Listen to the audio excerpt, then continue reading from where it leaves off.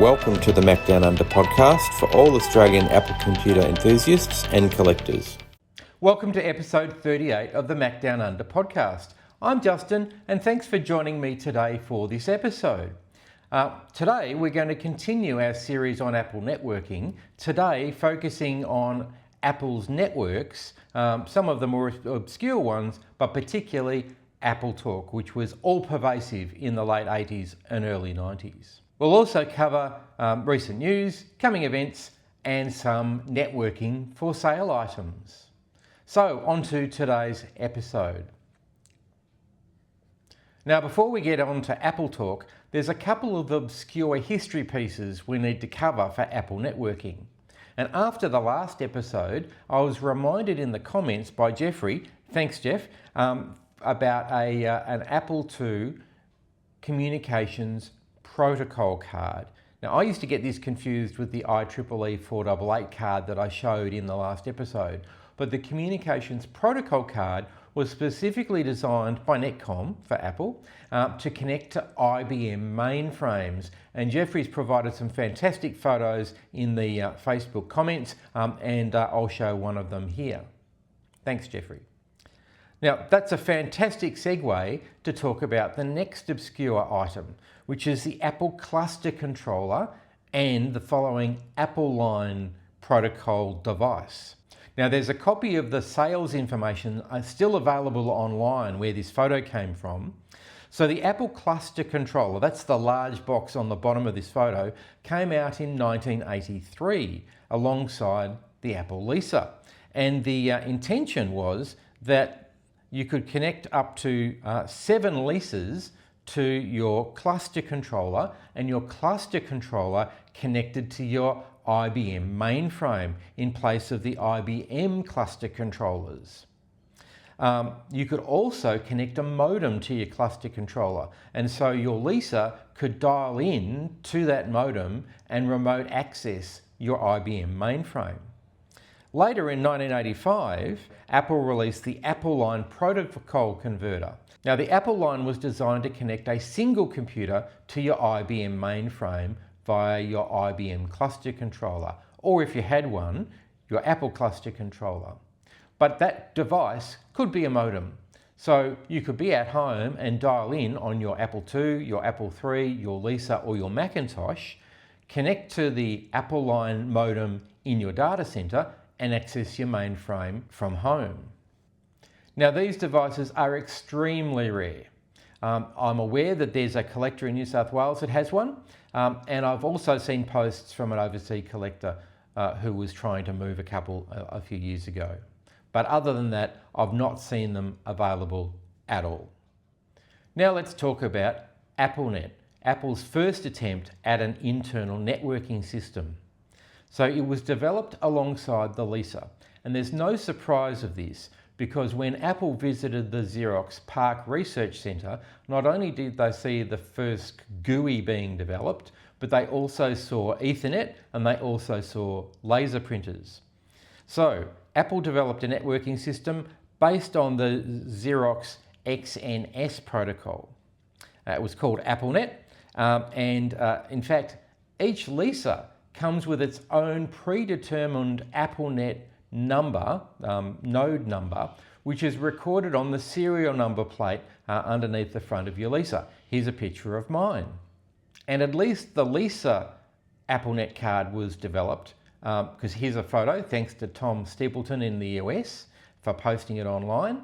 And he's also got some great documentation as well. It's unclear whether the Apple II card that was announced was ever developed or released. Now, from what I've read, AppleNet was developed to be available to up to 128 devices. The document suggests that the original design was for 6 devices per segment, but the advertising material says only 4. The segments could be about 100 feet, and the total system could be around 2,000 feet, so that's 610 meters. From the screenshot that Tom's posted online of his Lisa with the AppleNet card in it, it looks like it was actually designed to net boot from the AppleNet card, which makes sense because the idea would be you'd have a central LISA with a profile hard drive being the central file system for your network. And so you would net boot from that hard drive. There are also ideas in the documentation around using a LISA with two AppleNet boards to act as a segment controller, and so you could bridge two networks. There was also ideas around a cheaper personality module that could act as that bridge or act as an interface for an RS-232 interface going to a printer or a modem, or going to a file server, a dedicated file server for file storage, and several other ideas.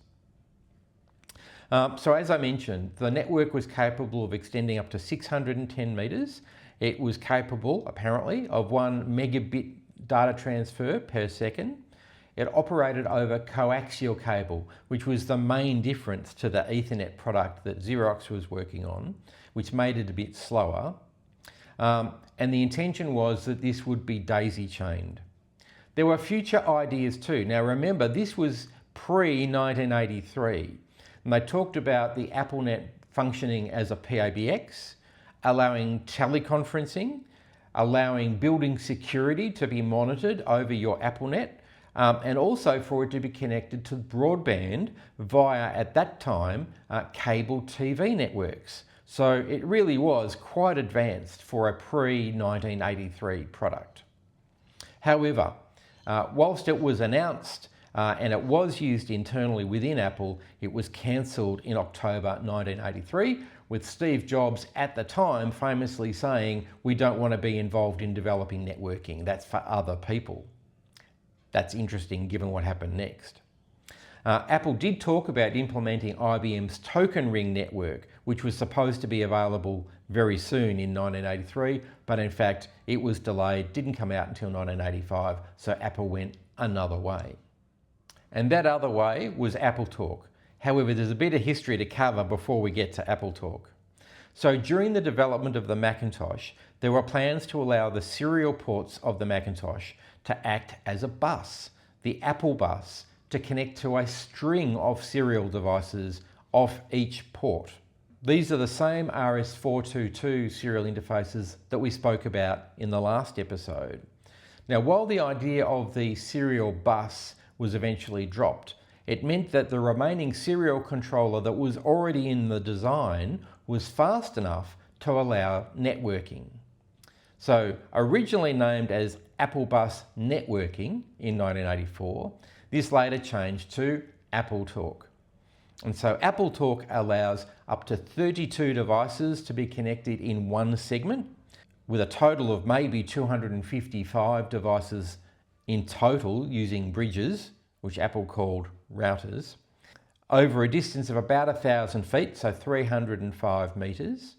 But the speed was a bit slower than the original AppleNet. It was 230.4 kilobits per second, which was the limit of the serial controller in the Macintosh. AppleTalk was eventually released in 1985 alongside the original LaserWriter, which was also AppleTalk capable. Now there's no surprise here either, because again, Apple had seen a laser printer at the Xerox PARC Research Centre. So now, not only did they have their GUI, they had their network, admittedly a bit slower than the Ethernet at PARC, but they also had their laser printer. Now, what made AppleTalk really simple was its ability to auto-configure, which made it pretty much plug and play. So the computers themselves in the protocol worked out their network addresses, worked out their network names, and if there was a duplicate network name, the computer would tell you that and ask you to change it. If you only wanted to connect 2 devices in your network, all you needed was an Apple printer cable. Pretty simple. And lots of these were lying around at the time. So very simple to connect 2 computers. Now, if you wanted to connect more than 2 computers on your network, Apple also sold very cheap AppleTalk network adapters, which connected to a proprietary 3-pin and 3-wire AppleTalk cable. So what hardware was available? As I mentioned, Apple produced these quite cheap AppleTalk network adapters that plugged into your serial port and connected to your 3-pin AppleTalk cable. Now, these adapters were self-terminating because your AppleTalk network needs a terminator at each end of the daisy chain. So when you plugged your AppleTalk cable in, it disengaged the termination in that port, leaving the termination on the open port, so that at each end of your daisy chain, you had correct termination. Again, plug and play because it was self-terminating. So this one was for the 9-pin MiniDIN for the Mac Plus and beyond. But they also produced a 9-pin version to connect to your original Macintosh, which was AppleTalk capable in software, your Mac 512 as well. And they also produced a 23-pin connector to connect to your Lisa. And as you might have noticed, they came in both beige and platinum to match the computer that you were using. As I mentioned, Apple also produced their proprietary AppleTalk cables with the 3-pin MiniDIN. Now, they were easy to confuse with your 9-pin MiniDIN serial connectors at a distance if you weren't careful. However, they did make these in a number of sizes. This is the 2 meter version. They had 10 meters and 20 meter versions as well. For the Apple IIe, Apple also made the Apple Workstation card, which came with the interface card itself and its own network adapter for connecting to the network and or your printer. And ProDOS came with drivers to allow you to access network drives and printers. Now, while technically this card could be used in an Apple III, I don't believe there are any drivers written for the sophisticated operating system for the Apple III to support it. But if that's wrong, please let me know down in the comments. I'd love to find out about it.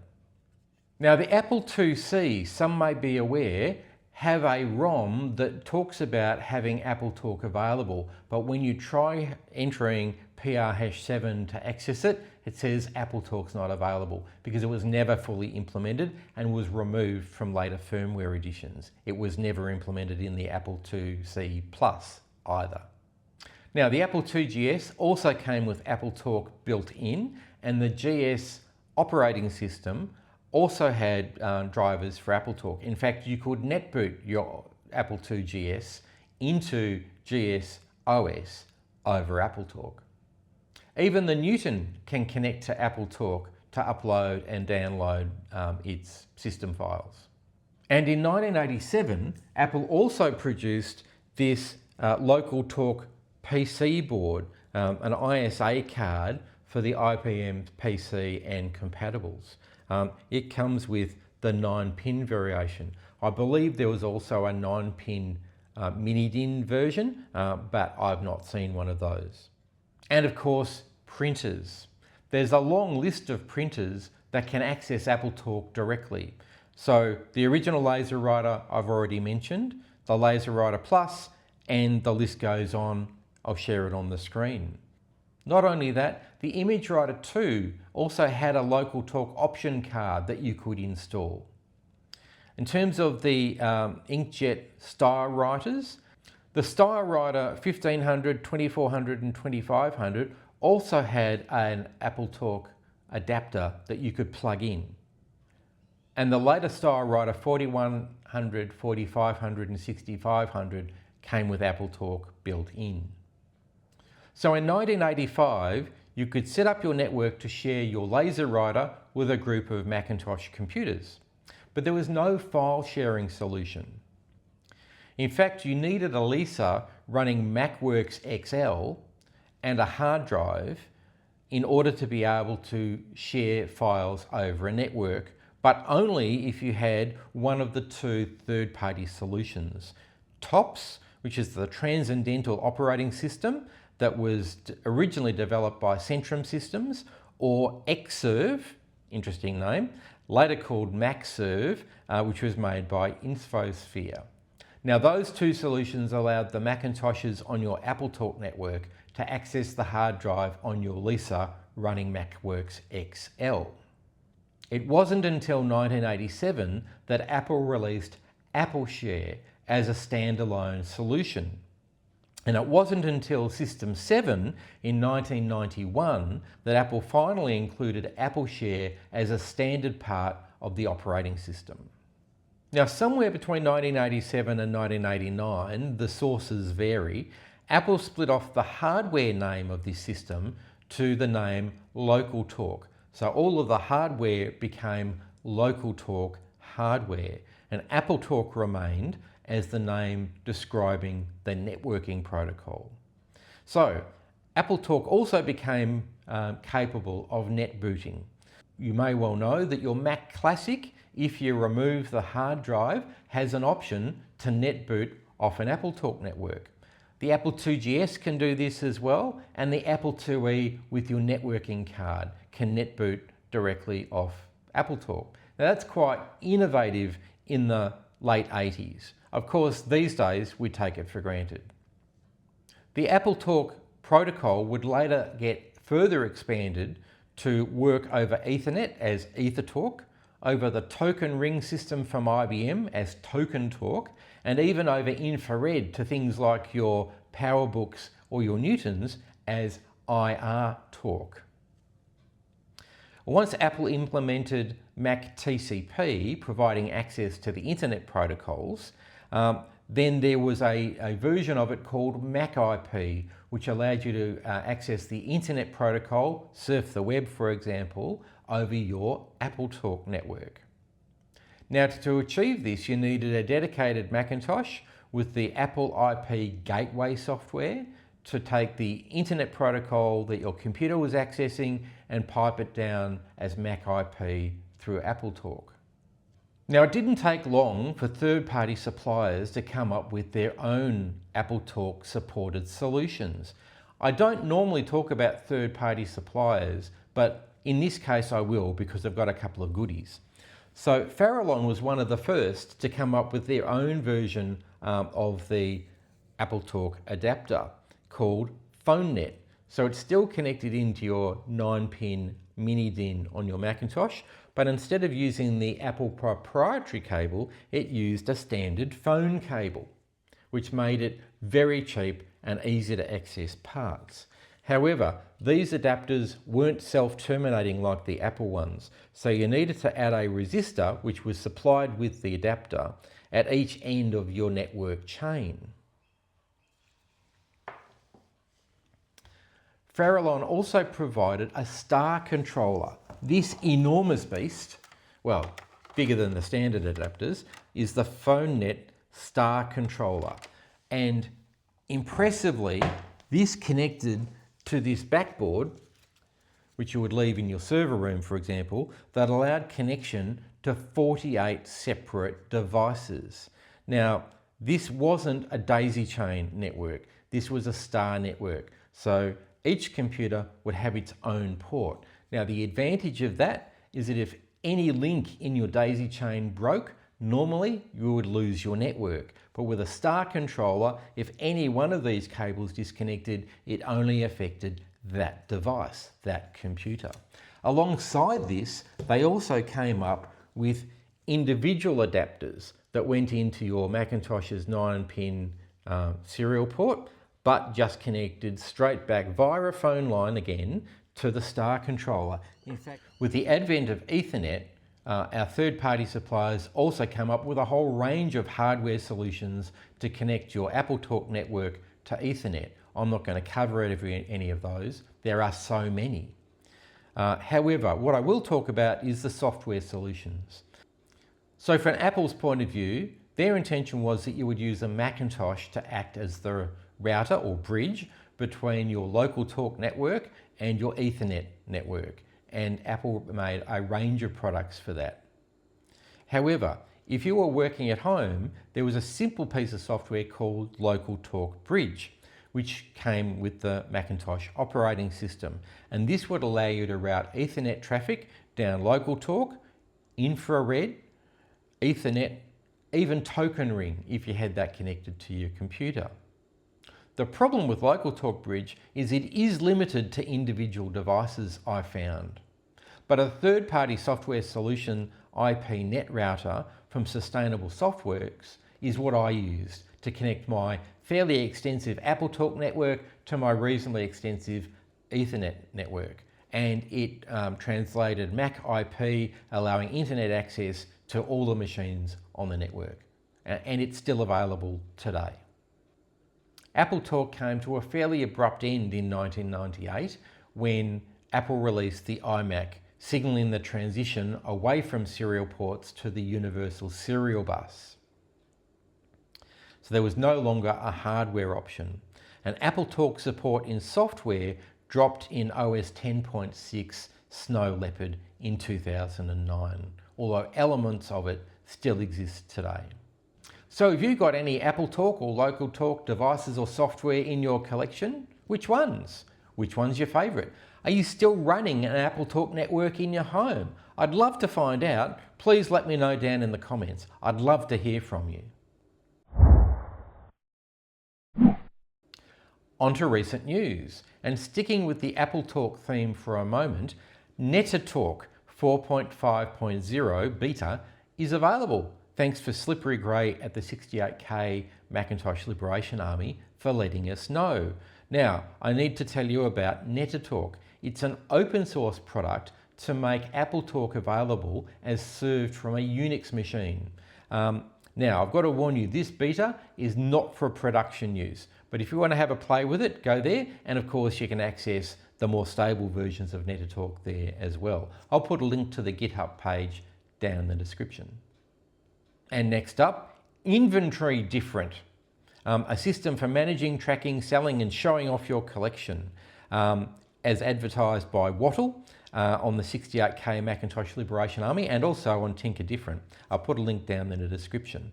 So apparently, Wattle's designed this self-hosted system that runs under Docker and is available on GitHub. The photos of it look great, and I know I've had lots of inquiries. Shout out to Josh, who've been asking about what sorts of things are out there to inventory your collection. This one looks pretty good. On to coming events. And first up, WasFest. Their next meeting in New South Wales is on the 23rd of May. Again, it's in a private house, so reach out to the organisers to get the details. The Adelaide Retro Computing Group have their next meeting on Friday the 8th of May. Retro Gaming Bendigo have their next meeting on Sunday the 26th of April in their new venue at the Huntley Memorial Hall.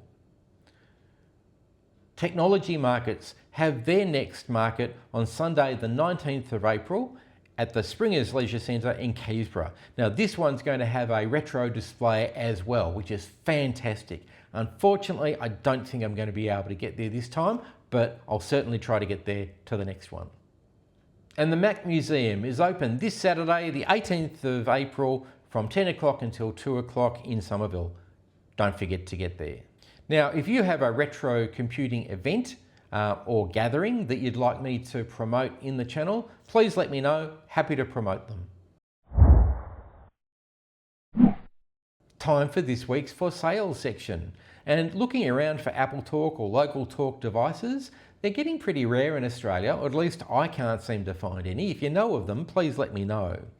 But first up, a genuine Apple Macintosh LOCALTALK connector. Now, I didn't talk about these, but these little adapters allow you to connect the two AppleTalk cables together.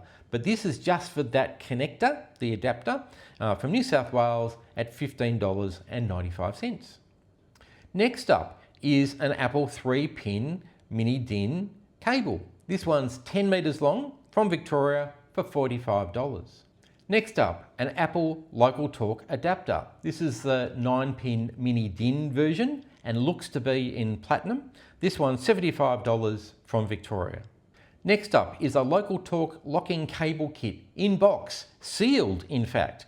Now, this is a 25-meter cable. I reckon it's probably the biggest one that they made, plus one of those locking adapters. So this one's at auction from New South Wales, currently at $75, or buy it now for $100. Next up, I searched high and low to find one of these to see what they look like. But this is the Apple Color Style Writer LOCALTALK module. that plugs into the back of your style writer. Now this one's in the US, so it's $107 US, which makes it about $152 Australian and another $45 shipping.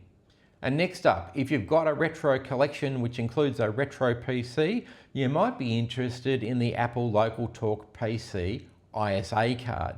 Again, this one's from the US at 219 American dollars, which is approximately 311 Australian dollars, plus $54 shipping. Well, that brings us to the end of episode 38 of the Macdownunder Podcast and our discussions about AppleTalk networking. I hope you liked it. Let me know what you thought down in the comments. I'd love to hear from you. Don't forget to get down to the Mac Museum in Somerville, Victoria this Saturday between 10 and 2. And don't forget to like and subscribe this video so you don't miss out on future episodes. Until I see you next time, take care. Thank you for joining the Macdownunder Podcast. Don't forget to like and subscribe, and we'll see you again soon.